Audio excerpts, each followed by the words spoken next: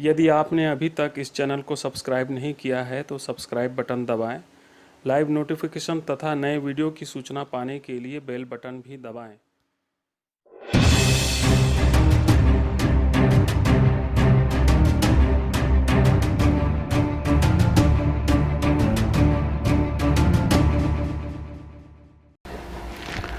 नमस्कार, DM India online YouTube channel में आपका हार्दिक स्वागत है। आज हम पर्सनैलिटी ऑफ द वीक की इस खास कड़ी में बातचीत करने जा रहे हैं ट्रांसजेंडर विद्या राजपूत जी से। विद्या राजपूत जी, आपका इस कार्यक्रम में हार्दिक स्वागत है। Thank you. और इसके पहले कि मैं इनसे बातचीत आगे बढ़ाऊं, बताना चाहूँगा कि विद्या मैडम बहुत अच्छा काम कर रही हैं ट्रांसजेंडर को लेकर के, उनकी समस्याओं को लेकर के, और इनसे हम जानेंगे कि किस प्रकार से इन्होंने सारी जो शुरुआत है उसकी की है। तो जैसे कि हमारे इस एपिसोड की परंपरा है कि आप बताइए कि आपका जन्म कहाँ पर हुआ, आप कैसे पली बढ़ी, क्या दिक्कतें आई, हमारे दर्शकों के साथ में साझा कीजिए। जी जी, मेरा पूरा नाम विद्या राजपूत है और मैं फरसगांव कोंडागांव जिले से हूँ। अच्छा। और मैंने अपना जो हायर सेकेंडरी है वो अपने गांव से ही किया और कॉलेज की पढ़ाई कोंडागांव से किया। और मैं अपने घर में सबसे छोटी हूँ और मेरे ऊपर 3 बड़े भाई और 2 बहनें हैं। शुरुआत में तो मुझे समझ नहीं आ रहा था कि लोग मेरे से एक अलग ट्रीट क्यों कर रहे हैं। जैसे कि क्लास 3 क्लास 4 में गई तो उस समय बच्चे मेरे साथ में टिफ़िन शेयर नहीं करते थे, मुझसे फ्रेंडशिप करने के लिए कतराते थे, मुझे देख के हंसते थे और मेरे पास नहीं बैठते थे और मेरे साथ नहीं खेलते थे। तो मुझे बड़ा अजीब लगने लगा कि लोग इस तरह से मेरे साथ में ट्रीट क्यों कर रहे हैं, मुझे अलग ट्रीट क्यों कर रहे हैं। तो कई बार ये प्लान बनता था कि मुझे स्कूल नहीं जाना है और किसी न किसी बहाने से अपनी मम्मी को बता देती कि मैं स्कूल नहीं जाऊंगी, क्योंकि मुझे ऐसा लगता था कि मम्मी को बताऊंगी तो मम्मी भी मुझे डांटेंगी करके। अच्छा। तो उसके बाद जैसे जैसे बड़ी होने लगी तो मुझे बच्चे लोग बोलने लगे कि तू लड़की है।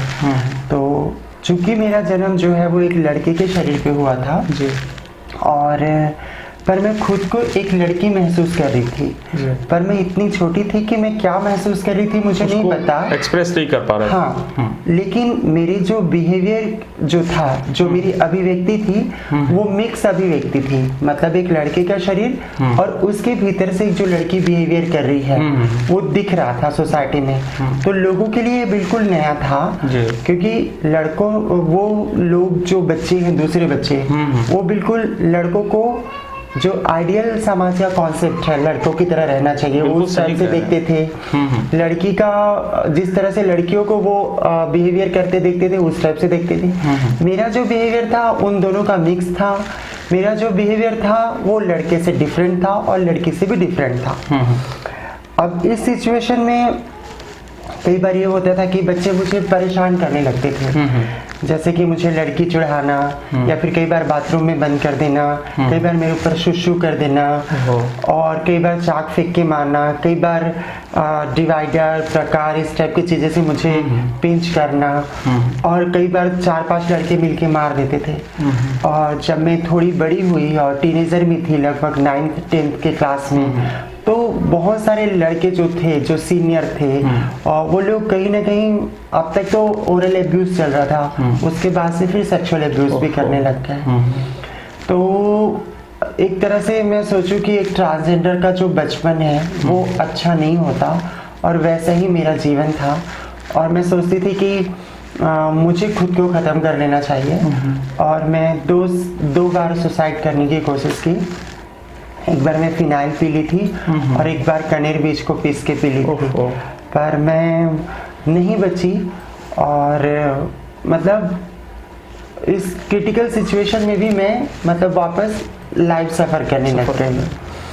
तो इस दौरान मुझे समझ नहीं आ रहा था कि मेरी बॉडी में ऐसा क्या कमी है और लोग क्यों मुझ पे हंस रहे हैं, मुझे मजाक क्यों ट्रीट कर रहे हैं। और मुझे तो एक बार लगता था कि सब कुछ अगर मैं खुद को ख़त्म कर लेती हूँ तो ना माँ को जवाब देना पड़ेगा, ना स्कूल के लड़कों को जवाब देना पड़ेगा, ना लड़कियों को जवाब देना पड़ेगा, ना मुझ पे कोई हंसेगा।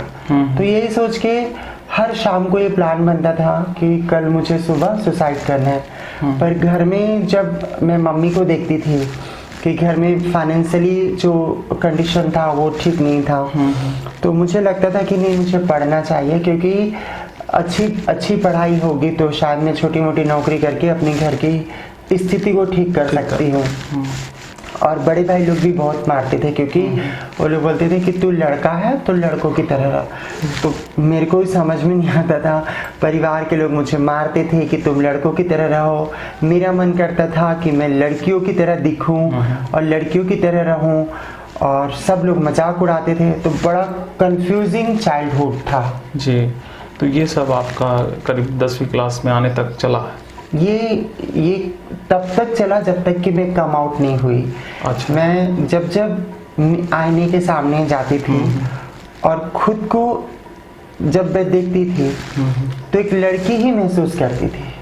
मेरे फीलिंग में, मेरे थॉट में, मेरे बिहेवियर में, मेरी रूह में मैं एक औरत को ही महसूस करती थी। ये था कि मैं उस औरत को कैसे बाहर निकालूं जी, क्योंकि समाज में जो दृश्य था वो लड़की जब बाहर दिखाई देती थी, चाहे वो बिहेवियर से हो या मेरी बातचीत से हो या नाच गाने से या मेरी कला से हो, तो सब लोग उस लड़की का मजाक उड़ाते थे, उसको एक्सेप्ट नहीं कर पाते। हाँ, उसकी कहना चाहिए वजूद ही खत्म कर देते थे लोग रौंद के।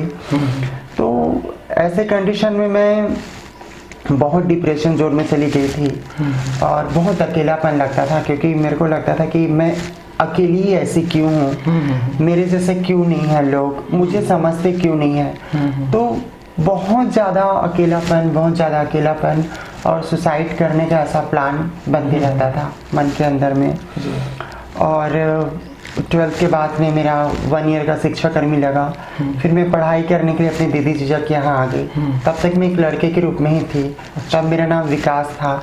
वैसे घर में मुझे निकनेम चिंटू बोलते थे, पर मैं अपने अंदर एक लड़की को ही महसूस करती थी। पर वो लोग, वो परिवार, वो रिलेटिव सब मुझे एक लड़के के जेंडर रोल करने के लिए मजबूर कर रहे थे, प्रेशर दे रहे थे, गाली गलौज, चिढ़ाना, मारपीट, वो तमाम चीज़ें करते हुए फिर मैं रायपुर पहुंची। रायपुर में जॉब की। कुछ सालों के बाद जब मैं कलेक्टर गार्डन गई और वहाँ के कुछ स्टाफ ने मुझे बताया, वो भी ट्रांसजेंडर कम्युनिटी से थे, लेकिन हम सब लोग ओपन नहीं थे, हम सब लोग पैंट शर्ट पहनते थे। तो फिर वहाँ जाने के बाद मैं देखी कि वहाँ बहुत सारे ऐसे लोग हैं जो लड़कियों की तरह नाच रहे हैं, गा रहे हैं, बात कर रहे हैं। तब मुझे लगा कि हाँ, फिर मैं उनसे दोस्ती करी और वहाँ से फिर थोड़ा थोड़ा अच्छा लगने लगा कि हाँ, मेरे जैसे और भी लोग हैं। जी बिल्कुल। विद्या जी बहुत ही अच्छे ढंग से अपनी बात को रख रहे हैं और हम समझ पा रहे हैं कि क्या दिक्कत ट्रांसजेंडर को आती है और समाज को क्या करना चाहिए जब कोई बच्चा ट्रांसजेंडर के रूप में पैदा होता है। वो भी प्रकृति का एक हिस्सा है, वो भी हमारे समाज का अभिन्न हिस्सा है और उसको भी सपोर्ट की वैसी ही ज़रूरत है जैसे एक आम बच्चे को होती है। आप इनकी बात से अंदाज लगा सकते हैं कि समाज कितने मुश्किल से इन सारे चीज़ों को एक्सेप्ट कर पाता है और इनकी हौसला अफजाई करनी चाहिए कि विद्या ने उन सारे चीज़ों से लड़ा। वो डिप्रेशन में भी गई, कई बार आत्महत्या का भी प्रयास किया। तो निश्चित रूप से हमारे जो तमाम जो सामाजिक लोग हैं, एक मानव जो समाज है, उनकी ये जिम्मेदारी है कि वो किस प्रकार से उन्हें एक्सेप्ट करें, क्योंकि ये भी अभिन्न हिस्सा है और एक हकीकत है जिसे जितना जल्दी स्वीकार कर लिया जाए और जितना जल्दी उन्हें समाज का हिस्सा बना लिया जाए और उनको समाज में घुलने मिलने दिया जाए जैसे एक आम मर्द औरत और तमाम लोग जो घुलते हैं। तो मेरा ख्याल में, मुझे आपकी बात से लग रहा है कि जब समाज ने एक्सेप्ट कर लिया या आपने एक्सेप्ट कर लिया कि मैं एक ट्रांसजेंडर हूँ, तो आपकी कुछ जो सोशल प्रॉब्लम्स है वो कुछ कम ही हुई होगी।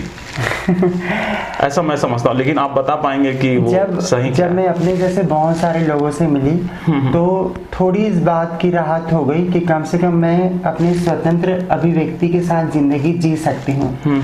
लेकिन अभी भी परिवार और समाज का प्रेशर कम नहीं हुआ, क्योंकि वो लोग तो मुझे लड़का जन्म दिए थे बायोलॉजिकली, तो मेरे से यही उम्मीद रख रहे थे कि मैं मर्द बनूं।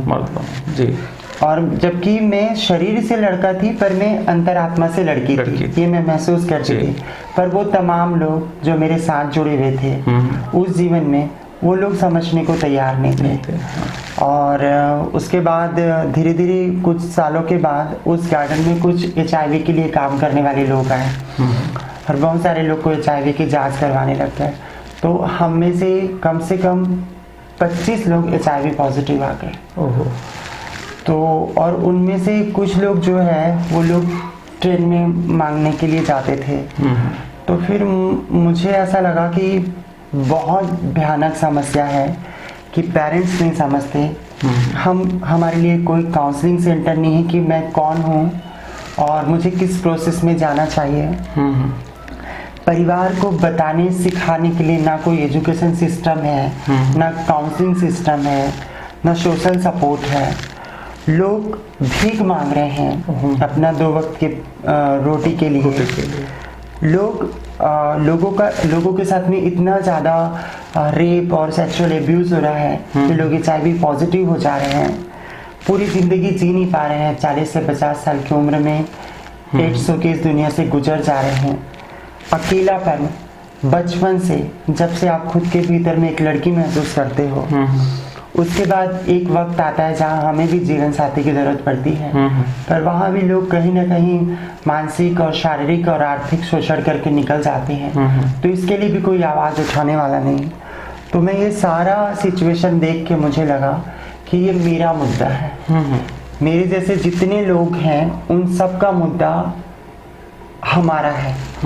तो मुझे लगा कि इन सब मुद्दों के लिए हमें एकदम से समर्पण होकर काम करना बहुत जरूरी है। बिल्कुल सही। फिर हम लोगों ने 2009 पे एक मितवा करके संस्था बनाया और हम लोगों ने कम से कम 15 जो हमारे एजेंडा थे, जैसे third gender welfare board, syllabus में जुड़वाना, अपशब्दों पे प्रतिबंध, सामाजिक शादी को, ट्रांसजेंडर शादी को स्वीकारता और जमीन और आवास सुविधाओं में आरक्षण और भर्तियों में थर्ड जेंडर का विकल्प, तो हम लोग कम से कम 80% उसमें से अचीव कर लिए हैं। ये खुशी की बात है कि आपका जो ये लगन है और आपका प्रयास है उसमें आप 80% तक सफल हुए हैं और हमारी शुभकामना है कि आप उसमें 100% सफल हों। और तो फिर मेरी जो बात थी कि इसके बाद फिर समस्याएं बनी रही कि समस्याएं आपके साथ आती रही, क्या क्या आपने झेला, थोड़ा सा उसके बारे में बताइए। पहले तो ये था कि मुझे जब अभिव्यक्ति की आज़ादी मिली, कहीं ना कहीं मैं एक जगह जॉब करने लगी, फाइनेंशियली स्टैंड हो गई और उसके बाद कहीं ना कहीं फाइनेंस में घर पे सपोर्ट करते रहे। मैं यहाँ अकेली थी, कई बार पेरेंट्स आते जाते थे, मम्मी और भैया लोग। इस दौरान जब मैं NGO में काम कर रही थी और अपने अधिकारों के लिए सबसे बात कर रही थी, तो मेरा मन करता था कि मैं सब हमारे अधिकारों के लिए बात करती हूँ, पर मैं आज भी एक पुरुष के शरीर पे कैद हूँ, तो मुझे क्या करना चाहिए। तो मैं बोली कम से कम अपने आप से ये एनालिसिस करती थी कि मैं जो महसूस करती हूँ वैसा ही जिंदगी जीऊँ, उस वेशभूषा में जीऊँ। तो मैं ट्रांसफॉर्मेशन टाइमिंग पे गई, मतलब मेरे धीरे धीरे बाल मैंने बड़ा किया, थ्रेडिंग बनाई, हार्मोन्स थेरेपी लिया, लेजर सिस्टम लिया, मतलब एक मेल बॉडी को पूरी तरह से फीमेल बॉडी में चेंज कर रही थी। इसी दौरान जो परिवार और सोसाइटी का मेरे ऊपर जो फोर्स आया वो बहुत भयानक था, बिकॉज अब तक तो वो मेरे एक लड़के को लड़कियों की तरह बिहेवियर करते हुए देखते हुए वो लोग मजाक उड़ा रहे थे, लेकिन अब उनका इंटरवेंशन ज़्यादा बढ़ा, यहाँ तक कि अब वो लोग खुल के मेरे जो पर्सनालिटी था उस पर बोलने लग गए। अब मेरे सामने ये था कि इतनी बड़ी बड़ी सर्जरियां हैं, मुझे पेरेंट्स की ज़रूरत है, मुझे पैसों की ज़रूरत है, सोसाइटी का कॉपरेशन का ज़रूरत है। ऐसे कंडीशन में मुझे उनके बगावत का सामना करना पड़ रहा है। लेकिन फाइनली मैं सोची नहीं, जितने लोग मेरे बारे में नेगेटिव सोचते हैं और जितनी चीज़ें जो मेरे आसपास की नेगेटिव है उन सबको मुझे पॉजिटिव करना है। फिर मैं अपने आप को बदलने के लिए वो तमाम जो सेक्स रिसाइनमेंट सर्जरी है वो सारे सर्जरी से गई। उस दुनिया में जितने लोग थे उसमें से कुछ लोग ही मेरे साथ इस विद्या के दुनिया में आए और ज़्यादातर लोग उस दुनिया में छूट गए, क्योंकि उनको चाहे मेरे परिवार के लोग हैं, चाहे वो मेरे रिलेटिव हैं, चाहे वो मेरे फ्रेंड्स हैं, चाहे वो मेरे गांव वाले हैं, उनमें से ज़्यादातर लोगों को ये लगता है कि लोग क्या कहेंगे अगर हम विद्या से संबंध रखेंगे तो। पर उन संबंधों से कई हजार गुना मेरी इस दुनिया में संबंध मैंने एज अ विद्या बनाए हैं। हाँ, बनाए हैं, और बहुत से रिलेशन हैं। और ना सिर्फ रायपुर में बल्कि छत्तीसगढ़ में, ना सिर्फ छत्तीसगढ़ में बल्कि पूरे भारत में, ना पूरे भारत में बल्कि मैं ये बोलती हूँ कि आज मैं किसी वृक्ष को भी देखती हूँ, किसी नदी को भी देखती हूँ, प्रकृति का हर वो चीज़, चाहे वो लिविंग बीइंग हो या ना हो, मैं खुद से कनेक्ट करती हूँ या मैं उनसे कनेक्ट हो जाती हूँ, तो मैं आज बहुत खुश हूँ। बहुत ही खुशी की बात है। और मेरा ख्याल है कि इस वीडियो के माध्यम से तमाम जो ट्रांसजेंडर हैं, जो संघर्ष कर रहे हैं और जो प्रॉब्लम झेल रहे हैं, उनको कहीं ना कहीं एक शिक्षा मिलेगी, उनको एक प्रेरणा भी मिलेगी आपके इस बातचीत से। और तो सबसे जो बड़ी समस्याएं हैं जो मैं देखता हूँ, क्योंकि मैं बहुत ज़्यादा इस पर मतलब मुझे जानकारी नहीं है, लेकिन मैं जो देखता हूँ ट्रांसजेंडर को सबसे बड़ी जो समस्या झेलनी पड़ती है वो है फाइनेंशियल। वो ट्रेन में हम लोग देखते हैं कि वो परेशान होते हैं, फिर उसके बाद और वो गाना बजाना करके और ये सारी करते हैं। तो आपको क्या नहीं लगता कि ट्रांसजेंडर के लिए सरकार को एक रिजर्वेशन का प्रोसेस करके 100% लोगों को कहीं ना कहीं जॉब ये देना चाहिए, क्योंकि उनकी परेशानियां सिर्फ जॉब की नहीं है, और भी तमाम परेशानियां हैं। और आर्थिक परेशानियां कम होने के बाद में बहुत सारे जो प्रॉब्लम्स हैं वो सॉल्व होने लगते हैं। तो आप इस पे जो ट्रांसजेंडर लोग हैं रायपुर में या छत्तीसगढ़ में, तो कितने प्रतिशत लोग जो हैं वो रिहेबिलेट हो पाए हैं और कितने लोग हैं जो कि संघर्ष कर रहे हैं? मैं चाहता हूं कि इस बारे में आप कुछ बताइए। देखिए, बहुत सारे ऐसे लोग हैं जो मैंने बताया था, वो विकास की तरह जो पर्सनालिटी मेरा था, मतलब बिफोर ट्रांसफॉर्मेशन और आफ्टर ट्रांसफॉर्मेशन वाले बहुत सारे ग्रुप हैं। मान के चलिए ऐसे बच्चे रायपुर में, ये एक नेशनल सर्वे एजेंसी के अनुसार में हर हजार बच्चों के बीच में एक बच्चा ट्रांसजेंडर होता है। मतलब उसकी जो थॉट है, पर्सनालिटी है, वो मेल फीमेल का मिक्सअप होता है और वो मेल फीमेल से अलग होती है। मतलब उसके जैविक लिंग से उसकी अपोजिट साइकोलॉजी रहती है। तो इस तरह से अगर मान के चलिए जो पॉपुलेशन रायपुर का है, तो एक मोटा मोटा हम कहें तो 1000 से ऊपर ही होंगे।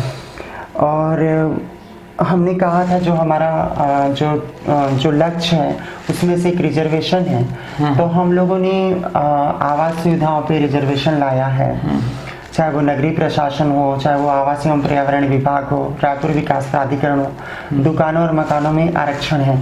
पर यही आरक्षण हम दूसरे जॉब में भी हो, इसके लिए लगातार संघर्ष कर रहे हैं और सरकार को इस विषय में कर देनी चाहिए, क्योंकि जब हम तभी मेन स्ट्रीम हो पाएंगे, या तो हम किसी रिश्ते में बंधे या तो हम मेन स्ट्रीम की तरह काम करें।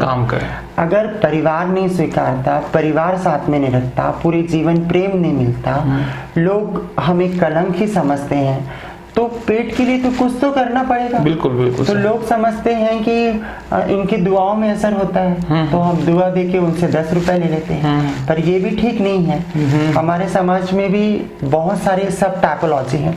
कुछ लोग हैं जो परिवार के साथ रहना चाहते हैं, गुजर बसर करना चाहते हैं, कुछ साधु संत की जिंदगी जीना चाहते हैं, कुछ मंदिरों में सेवा देना चाहते हैं, तो उनको एक स्पेस मिले जो लोग और पता नहीं, मुझे तो समझ में नहीं आता, सिर्फ इसलिए डिस्क्रिमिनेशन करना कि मेरा जेंडर अलग है, सिर्फ इसलिए डिस्क्रिमिनेशन करना कि मेरा कास्ट अलग है, सिर्फ इसलिए डिस्क्रिमिनेशन करना कि मेरी हाइट कलर अलग है।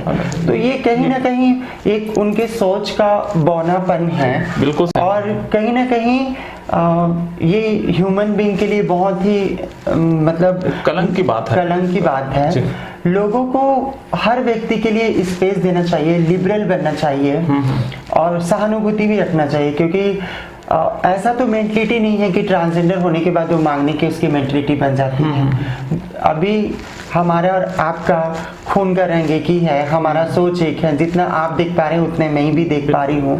बशर्ते ये है कि हमारे व्यक्तित्व का संरक्षण नहीं हो पाता बीइंग ए चाइल्डहुड, इसकी वजह से हम उस तरफ डाइवर्ट हो जाते हैं, वहाँ तक पहुँच जाते हैं। जी बिल्कुल, आप सही कह रहे हैं कि और आपसे बातचीत करके ये जानकारी मिली कि किस प्रकार से जो तकलीफ़ें हैं वो आप झेलते हैं और क्या प्रॉब्लम्स आती है। और अब मैं ये भी जानना चाहता हूँ कि अभी कहीं पे मान लो कोई बच्चा हुआ और वो ट्रांसजेंडर है, तो उनको भी मदद की ज़रूरत है, तो उसके लिए कुछ मदद करने का कुछ प्रावधान है क्या आपके समाज में कि भाई हम उसको कैसे हेल्प करें? मेरा ख्याल है कि आप समझ पा रहे होंगे मैं क्या कह रहा हूँ, तो इसके बारे में थोड़ा सा बताइए। देखिए, सबसे पहले बात तो ये है कि कोई बच्चा जन्म के बाद ही पता नहीं चलता कि वो ट्रांसजेंडर। अच्छा। क्योंकि मैं बोली ये शरीर और मन का मिसमैच है। मतलब मैं लड़के के रूप में आई इस दुनिया में, लेकिन 3 साल से 6 साल की उम्र में जो मेरा बिहेवियर है, पसंद है, खेल खिलौने है, वो लड़कियों का की तरफ रुझान होगा जी। तब इस वक्त आइडेंटिफाई कर सकते हैं कि बच्चे क्या खेलना पसंद कर रहा है। वो लड़कियों के खिलौने खेलना पसंद कर रहा है, और 3 साल से जो 6 साल का उम्र है, तो उस दौरान मुझे मेरे उस बिहेवियर को और अच्छे से आप देख सकते हैं। 6 साल से लेकर 12 साल की उम्र में जो मेरे फ्रेंड सर्कल बनेंगे, उसमें कौन लोग मेरे फ्रेंड सर्कल में हैं, लड़कियां हैं कि लड़के हैं, और मैं किनके साथ कंफर्टेबल महसूस कर रही हूँ, किस चीज से डर रही हूँ, ये ऑब्जर्वेशन हो सकता है। तो और ज्यादा हम तब ये समझ पाएंगे कि वो कौन से जेंडर का है। बहुत अच्छा। हाँ, और 12 साल से लेकर जो 16 साल 18 साल का उम्र है, तो हमारा रुझान किसके तरफ है, जो भावनात्मक और सेक्सुअल रुझान। बिल्कुल सही आपने कहा विद्या जी। मैं ये जानना चाह रहा हूँ कि भविष्य में इस प्रकार का समस्या ना आए फिर किसी बच्चों के ऊपर, तो क्या कुछ ऐसा कुछ है कि भाई कहीं पे पता चले और हम उनको कुछ मदद दें?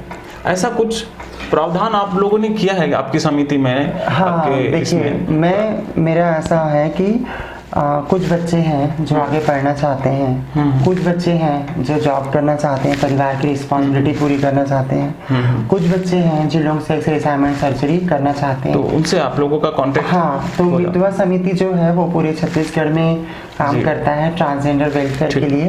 तो वो हमारा फेसबुक आईडी भी है मितवा समिति करके, तो वहाँ आप हमें कांटेक्ट कर सकते हैं। और हमारा दूसरा सोशल वेलफेयर डिपार्टमेंट में एक थर्ड जेंडर वेलफेयर बोर्ड है, वहाँ भी आप संपर्क कर सकते हैं। तो मेरा ये रिक्वेस्ट है कि इस YouTube चैनल के माध्यम से जो हमें देख रहे हैं, जिन बच्चों को सर्जरी, एजुकेशन और जॉब के लिए एक पेरेंट्स या गार्जियन सपोर्ट की ज़रूरत है, तो अगर आप उनको मदद कर सकते हैं तो हमारे लिए अच्छा होगा, क्योंकि कम से कम एक जीवन तो बचा सकते हैं हम उन्हें भिक्षावृत्ति करने से। अगर कोई साथी आपसे मदद लेना चाहते हैं तो कोई आपकी वेबसाइट हो या फिर कुछ हो कांटेक्ट, तो आप बताइएगा। हम इस YouTube चैनल के डिस्क्रिप्शन में भी उसको लेंगे ताकि आपसे संपर्क किया जा सके और भविष्य में कोई बच्चा उस तरह की दिक्कत ना उठा पाए जैसी दिक्कत विद्या ने उठाई है।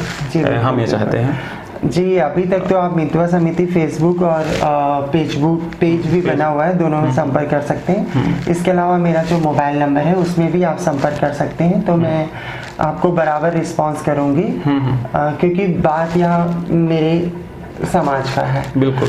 और मेरा नंबर है 9009448443। बहुत बढ़िया। विद्या जी, आपने अपना एक बहुमूल्य समय दिया हमसे बातचीत करने के लिए और बहुत अच्छी आपने जानकारी दी, और निश्चित रूप से हमारे दर्शक भी और तमाम लोग ये समझ पाएंगे कि क्या दिक्कतें होती हैं, और जब भी कोई ट्रांसजेंडर देखेंगे उनके प्रति आदर का भाव उनके मन में आएगा, ये मैं समझता हूँ। और इसके लिए बहुत बहुत धन्यवाद, और साथ ही धन्यवाद आपका भी कि आपने इस वीडियो को बहुत ध्यान से देखा। अगर आप इस चैनल में नए आए हैं तो सब्सक्राइब कीजिए, लाइक कीजिए, शेयर कीजिए, और जितने अपने जो दोस्त हैं, जो रिश्तेदार हैं, जो कलीग्स हैं, वहाँ तक भी इस वीडियो को पहुँचाएं ताकि वो जान सके कि ट्रांसजेंडर की क्या प्रॉब्लम्स होती हैं, वो भी समाज के एक अंग हैं, और किस प्रकार हम उनको अपने समाज में समाहित कर सकते हैं, इसके बारे में उनको जानकारी मिल सके। और अगली बार हम फिर किसी खास पर्सनैलिटी को लेकर के आपके साथ बातचीत करेंगे, और तब तक के लिए बहुत बहुत धन्यवाद। नमस्कार।